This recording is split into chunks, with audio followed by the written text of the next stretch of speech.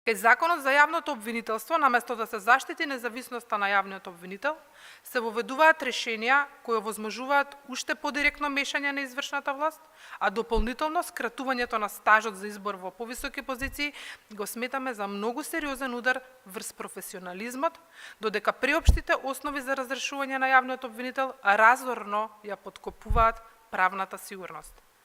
Така што наместо да се зајакне улогата на Советот на јавниот обвинител како стручно тело и да се гарантира правото на одбрана на обвинителот, се нудат повторно непринципиелни решенија.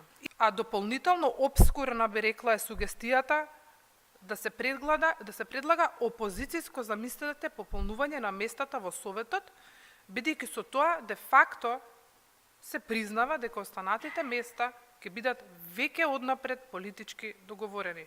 И ова е невидена хипокризија.